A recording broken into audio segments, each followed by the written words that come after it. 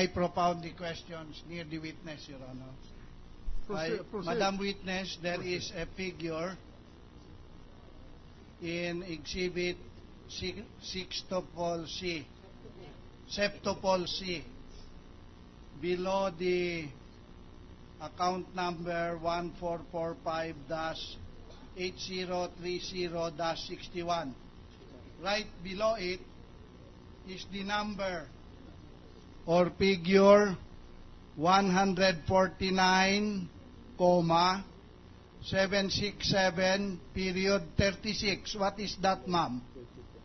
This is the ending balance as of December 31, 2005, sir. Will you read the ending balance?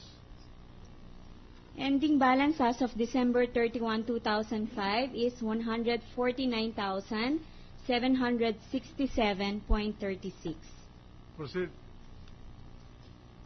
We would like to also request the witness to read into the record the name of the account holder and the address.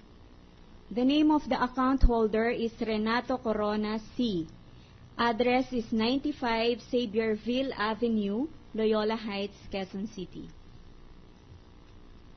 That is for the year 2000, 2005, Your Honor. 2005. I noted that this certification does not bear any date. Can you explain, the date of the certification? Your certification is undated. Do you confirm that? Sir, this is not a certification po. It's a bank statement po. Yes. As of a given date. When was this bank statement, now marked Exhibit Sextupole Septupole C, prepared? It was prepared when we received the subpoena, which was February 7. And the date of that, what is the ending period covered by that statement? December 31, 2005, Your Honor. Okay. So, as of that date, the ending balance was what you read? As of that date. As of December 31, 2007, the ending balance was what you read? As of December 31, 2005, 2005. Yes, Your Honor. Yes. The ending balance is 149,767.36. All right, proceed. Thank you, Your Honor.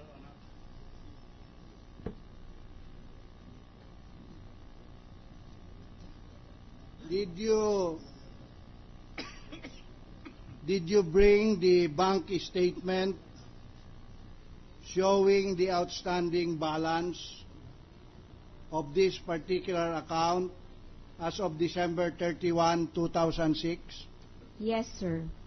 Will you kindly produce it, ma'am?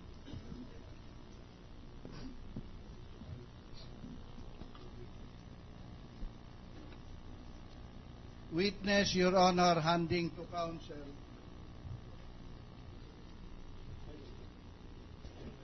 Witness, Your Honor, handing to counsel a one-page undated document under the printed Stationery Bank of the Philippine Islands, which we would like the witness to further identify by way of reading, and I am requesting her to read the period and the outstanding balance. Witness, proceed. The outstanding balance of account number 1445-803061 as of December 31, 2006, outstanding balance is 153,395.12. Ma'am, I noted or noticed from Exhibit Septupole C for the December 31, 2005 outstanding balance as well as for this document that you have just presented for December 31, 2006, the typewritten words express teller checking after period colon December 31, 2006. Can you kindly elaborate to the court, to the honorable court, what is meant by express teller checking? We call the account express teller checking when the checking account it comes with an express teller or ATM card. You are therefore telling the honorable court, ma'am, are you telling the honorable court, and I ask this by way of preliminary, not a leading question, that this checking account is linked to a savings account that is funding the issuance of checks? Still, it is No. leading, Your Honor. Very leading. Lady basis. Yes, Your Honor. Is enough. May I first request, Your Honor, that this document for December 31, 2006 be marked as Exhibit Septupol D, Your Honor. Mark it accordingly.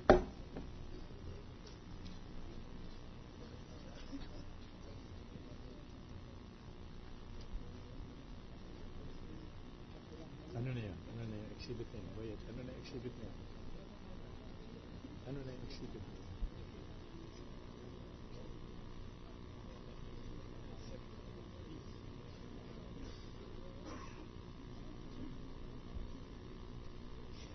Ma'am, may I proceed, Your Honor? Proceed. Kindly read into the record the account holder. Just You for do record. not have to ask the permission of the court to proceed. You are doing a direct examination. Thank you, Your Honor. Thank you, Your Honor. Account holder of 1445803061 is Renato Corona C. with address of 95 Xavierville Avenue, Loyola Heights, Quezon City. You were mentioning just a few minutes ago ATM account. Can you kindly elaborate, ma'am? Type of account is express teller checking account. You mentioned ATM. What did you mean by that? Express teller or what we call yung ATM card po. Do I understand it that this checking account is also an ATM at the same time? Is that preliminary? No more. Oh. For confirmation, it is a question that Because is I will clearly object. a consequence of a previous question If it is already not answered. preliminary, I will Let the object. witness answer. Our checking account comes with an ATM card po. And what does that mean? It means that when you open a checking account, you are also issued an ATM card.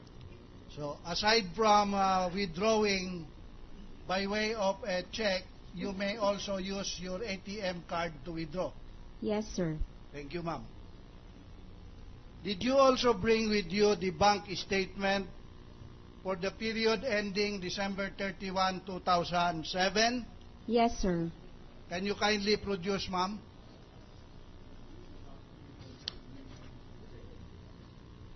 Witness handing to counsel, Your Honor, a similar one-page document, which is also undated, and I would like to ask the witness to read the period and the express teller. I withdraw that, Your Honor. I just would like to request the witness to read the period covered, the period only, Your Honor. We will admit that whatever is stated in there, whatever appears there was stated. I am on direct, Your Honor. Let the witness answer. Come on. This particular document shows December 31, 2007. 2007. Kindly explain to the Honorable Court, Madam Witness, kindly explain, ma'am, to this Honorable Impeachment Court, the figure or number appearing right below account number